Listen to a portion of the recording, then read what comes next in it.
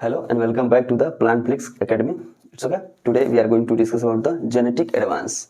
Genetic advance is a very simple topic. तो जैसा कि हमने कहा genetic advance जो है बहुत ही सिंपल टॉपिक है, ठीक है. इसको देख के घबराना नहीं है. इसमें थोड़ा सा कैलकुलेशन है, इसको कैलकुलेट करने में थोड़ा सा मैथमेटिक्स यूज होता है, ठीक है. तो बहुत ही सिंपल है, बिल्कुल आपको आसानी से समझ में आ जाएगी. It's okay. जैसा कि आजकल आप देख रहे हैं कि पूरे देश भर में मोदी जी की गारंटी चल रही है, वैसे यहाँ पे प्लांटफ्लिक्स एकेडमी पे मेरी गारंटी चलती है कि जेनेटिक्स एंड प्लांट ब्रीडिंग से रिलेटेड कोई टॉपिक हो, बायोमेट्रिक्स से रिलेटेड कोई टॉपिक हो, क्वांटिटेटिव जेनेटिक्स से रिलेटेड कोई टॉपिक हो, या फिर नीट में बायोलॉजी से रिलेटेड कोई टॉपिक हो, समझाने की गारंटी मेरी, ठीक है. 100% समझ में आएगा. कोई भी टॉपिक हो आपको गारंटी के साथ मैं समझाऊंगा. अगर ये पूरे वीडियो के बाद भी अगर जेनेटिक एडवांस में कोई भी प्रॉब्लम होता है आप कमेंट द्वारा पूछ सकते हैं, ठीक है. समझाने की गारंटी मेरी. ओके. तो सिंपल जेनेटिक एडवांस को पहले डिस्कस करते हैं, उसके बाद इसको दूसरे फेज में इसको कैलकुलेट करेंगे, ठीक है. कैसे कैलकुलेशन होता है इसका पूरा का पूरा एक्सप्लेन किया जाएगा. ओके. तो सिंपल जेनेटिक एडवांस की अगर बात करें, जैसा कि नाम से ही है, नाम से जेनेटिक एडवांस, तो हम क्या करते हैं कि एक सेग्रीगेटिंग पॉपुलेशन से या फिर कह सकते हैं एक्टिव पॉपुलेशन से जब हम सिलेक्शन करते हैं तो उस जितने भी प्लांट सेलेक्ट करते हैं उस सिलेक्टेड प्लांट्स के परफॉर्मेंस से हम प्रेडिक्ट करते हैं कि इसका एडवांस जनरेशन कैसा होगा. तो सिंपल एक प्रेडिक्शन है सिलेक्टेड प्लांट्स के परफॉर्मेंस से, ठीक है. जैसे प्रोजेनी परफॉर्मेंस से रिलेटेड ये कह सकते हैं. प्रोजेनी परफॉर्मेंस आप अगर पढ़े होंगे तो ये इसका पूरा प्रोसीजर जब डिस्कस किया जाएगा तो आपको पता चलेगा प्रोजेनी परफॉर्मेंस से कैसे रिलेटेड है. तो सिंपल इसको हम ऐसे समझते हैं कि मान लीजिए कोई प्लांट्स है, plant A and plant B समझ लीजिए, या पॉपुलेशन ए पॉपुलेशन बी समझ लीजिए. Plant A and plant B, ये प्लांट ए का पॉपुलेशन है और ये प्लांट बी का पॉपुलेशन है. ओके. हम इसमें से क्रॉस करा दिए, प्लांट ए से प्लांट बी का क्रॉस करा दिए, क्या बनेगा F1. ये हो गया F1, ठीक है. F1 का हमने सेल्फिंग करा दिया, F1 का हमने सेल्फिंग करा दिया. सेल्फिंग कराएंगे तो क्या हो जाएगा F2. ये हो गया F2 पॉपुलेशन. सिलेक्शन प्रोसीजर में इसको पूरा जेनेटिक एडवांस को अंडर सिलेक्शन स्टडी किया था. अंडर सिलेक्शन मींस एक सिलेक्शन प्रोसीजर जो फॉलो करते हैं उस सिलेक्शन प्रोसीजर में ही अगर हमको कुछ अचीव होता है उसी को हम बोलते हैं जेनेटिक एडवांस. अब देखिए, अब मान लीजिए यहाँ से हमने ये प्लांट सेलेक्ट कर दिया, ये प्लांट सेलेक्ट कर दिया और ये प्लांट सेलेक्ट कर लिया, ठीक है. बेस्ड ऑन फिनोटाइपिक परफॉर्मेंस, इसके फिनोटाइपिक परफॉर्मेंस के बेस पे हमने इसको सिलेक्ट कर लिया. प्लांट 1 प्लस प्लांट 2 और प्लांट 3, ठीक है. इस F2 पॉपुलेशन से हमने 3 प्लांट सेलेक्ट कर लिए इसके फिनोटाइपिक बेस पे, यानी इसका फिनोटाइपिक बेस, इसका फिनोटाइप देखने से हमको अच्छा लग रहा था तो हमने सेलेक्ट कर लिया. जैसे एग्जांपल ले लीजिए, टीलर ले लीजिए, वीट का प्लांट है और टीलर ले लीजिए. इस पूरे पॉपुलेशन में इन तीनों का टीलर अच्छा है, सबसे अच्छा है.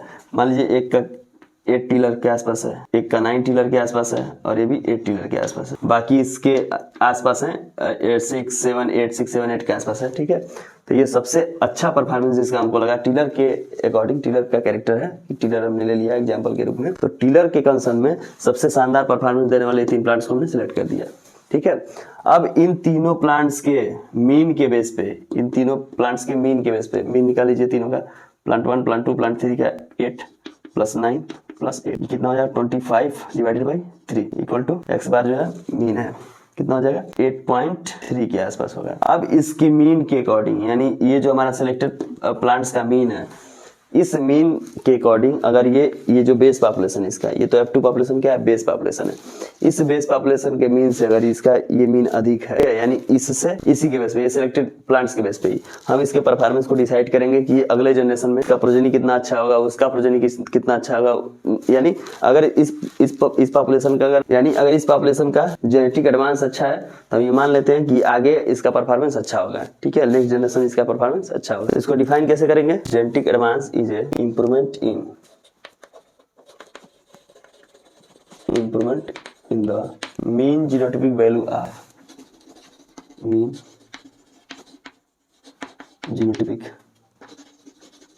of selected plants. Mean genotypic value of selected plants over its parental population.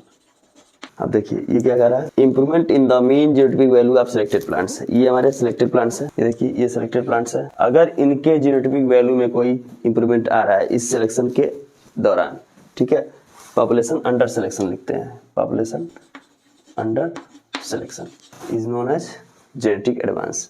तो इस सिलेक्शन प्रोसीजर में अगर ये हमारे जो सिलेक्टेड प्लांट्स हैं इनके मीन फिनोटाइपिक वैल्यू में अगर कोई इंप्रूवमेंट दिखता है इस बेस पॉपुलेशन को ओवर, यानी इस बेस पॉपुलेशन का मीन हम कैलकुलेट करेंगे और इसका मीन कैलकुलेट करेंगे और इसके मीन में कुछ परफॉर्मेंस अच्छा दिख रहा है तो इसका मतलब क्या है, जेनेटिक एडवांस इसका अच्छा है। ठीक है, इसी परफॉर्मेंस को बोलते हैं genetic advance. It's okay, genetic advance का डेफिनेशन क्लियर है।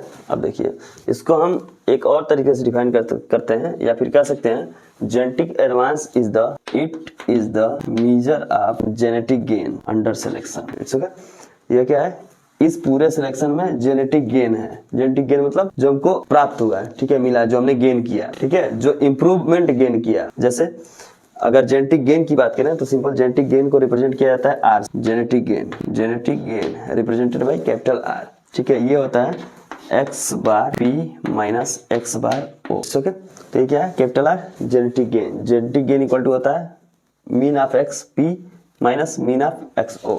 ठीक है, ये मीन है एक्स और एक्स बार, ये क्या है, मीन है।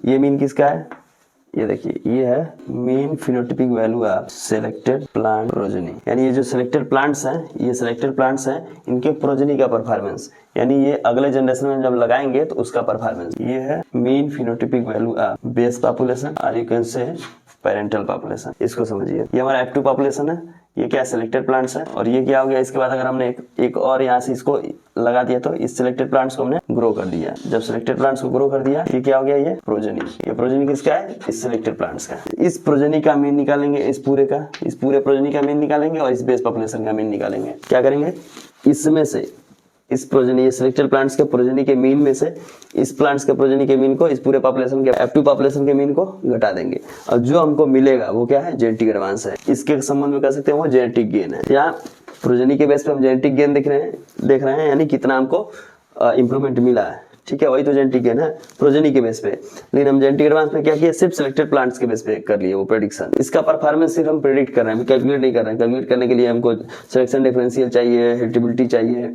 ठीक है, उसके बाद स्टैंडर्ड डेविएशन चाहिए वो पूरा कैलकुलेट करने के लिए। अभी सिर्फ एक डेफिनेशन के बेस पे ये सिर्फ प्रेडिक्शन है। पूरा जेनेटिक एडवांस का जो परफॉर्मेंस है ये डिपेंड करता है तीन चीज पे। फर्स्ट कह सकते हैं genetic variability, second heritability, third होता है सिलेक्शन इंटेंसिटी। तो आप कह सकते हैं कि ये जो जेनेटिक एडवांस है इसका सक्सेस जो है वो डायरेक्ट कोरिलेट करता है किससे, जेनेटिक वेरिएबिलिटी पे, हेरिटेबिलिटी पे और सिलेक्शन इंटेंसिटी पे। यानी अगर ये तीनों अच्छा है, ठीक है, तो हमारा जेनेटिक एडवांस अच्छा होगा। तो जेनेटिक वेरिएबिलिटी सिंपल आप जानते होंगे कि किसी भी बेस पॉपुलेशन में जिसमें हम सिलेक्शन करते हैं या फिर अगर क्रॉसिंग प्रोग्राम करते हैं तो जो बेस पॉपुलेशन होता है उसमें जेनेटिक वेरिएबिलिटी प्रेजेंट होनी चाहिए। ठीक है, इंडिविजुअल के बीच। क्योंकि अगर ये मान लीजिए हमने प्लांट ए और प्लांट बी का क्रॉस कराया, इन दोनों में जेनेटिक वेरिएबिलिटी नहीं है तो हम क्रॉस क्या करेंगे, क्यों करेंगे। ठीक है, तो उसके लिए इस पॉपुलेशन में भी जेनेटिक वेरिएबिलिटी सफिशिएंट होनी चाहिए। अगर हम F2 से सिलेक्शन कर रहे हैं तो इसमें भी जेनेटिक वेरिएबिलिटी सफिशिएंट होनी चाहिए। क्यों, जैसे मान लीजिए अगर ये यहाँ भी 5 टिलर होगा, 5 tiller 5 tiller 5 tiller 5 tiller 5 tiller 5 tiller, तब सिलेक्ट क्या करेंगे, सिलेक्शन के लिए क्या चाहिए, इस बेस पॉपुलेशन में जेनेटिक वेरिएबिलिटी। ठीक है, तो सिलेक्शन के लिए कह सकते हैं या फिर अच्छा रिकॉम्बिनेशन के लिए कह सकते हैं जेनेटिक वेरिएबिलिटी बेस पॉपुलेशन में होना इंपॉर्टेंट है। ठीक है, तो बेस पॉपुलेशन में अगर अच्छा जेनेटिक वेरिएबिलिटी है तो हमारा पूरा जेनेटिक एडवांस अच्छा होगा। Second heritability.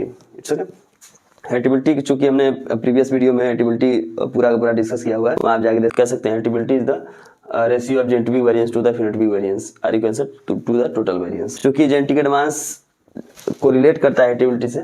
ठीक है, हेरिटेबिलिटी और जेनेटिक एडवांस एक साथ कोरिलेट करते हैं, तो सिंपल सी बात है हेरिटेबिलिटी अगर अच्छा होगा तभी जेनेटिक एडवांस अच्छा होगा। It's okay, next selection intensity. Selection intensity को थोड़ा सा यहाँ डिस्कस कर लेते हैं। सिलेक्शन इंटेंसिटी क्या होता है, सिलेक्शन इंटेंसिटी होता है कि जितना भी हम बेस पॉपुलेशन से जो भी प्लांट सिलेक्ट करते हैं स्टडी के लिए, ठीक है, ये जो बेस पॉपुलेशन है F2 जहाँ से हमने सिलेक्शन किया, इस F2 पॉपुलेशन से जितने भी हमने प्लांट सिलेक्ट किए हैं उसको हम बोलते हैं सिलेक्शन इंटेंसिटी। तो सिलेक्शन इंटेंसिटी आप डायरेक्ट जान सकते हैं सैंपल साइज। जैसे किसी भी आप सैंपल साइज देखते हैं ना, किसी भी रिजल्ट के प्रेडिक्शन के लिए सैंपल साइज जितना स्ट्रांग होता है, यानी सैंपल का साइज जितना अधिक होता है उतना ही रिजल्ट अच्छा आता है। ठीक है, रिजल्ट की एक्यूरेसी अच्छा होती है। ठीक है, तो सैंपल साइज जितना अधिक होगा उतना ही रिजल्ट की एक्यूरेसी अच्छा होगा।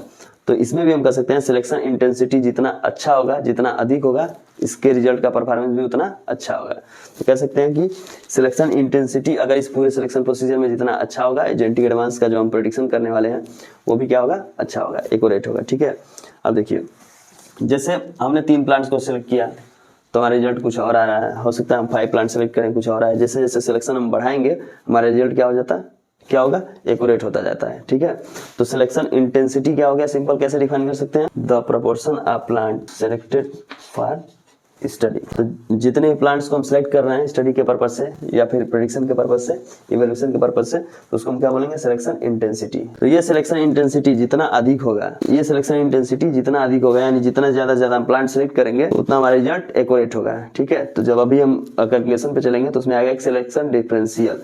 तो सिलेक्शन डिफरेंशियल जो होता है वो सिलेक्टेड प्लांट से और इसके मीन के डिफरेंसेस से कैलकुलेट किया जाता है। तो हम जैसे जैसे सिलेक्शन इंटेंसिटी बढ़ाएंगे, यानी हमारा सैंपल साइज बढ़ेगा या सिलेक्शन बढ़ेगा, प्लांट्स सिलेक्शन बढ़ेगा, वैसे वैसे हमारा डिफरेंशियल क्या होता जाएगा, कम होता जाएगा। यानी इंटेंसिटी जैसे जैसे बढ़ती है, डिफरेंशियल वैसे वैसे कम होता जाता है। तो कह सकते हैं कि SI की वैल्यू सिलेक्शन इंटेंसिटी जब इंक्रीज करती है, सिलेक्शन इंटेंसिटी जब इंक्रीज करती है तो हमारा जो सिलेक्शन डिफरेंशियल होगा के की वैल्यू क्या होगी, डिक्रीज करेगी। ये होता है सिलेक्शन इंटेंसिटी। अगर 5% सिलेक्शन है तो हमारा के का वैल्यू कुछ और आएगा, 10% सिलेक्शन होगा, फिर 20% सिलेक्शन होगा, 30%, 40%, 50%।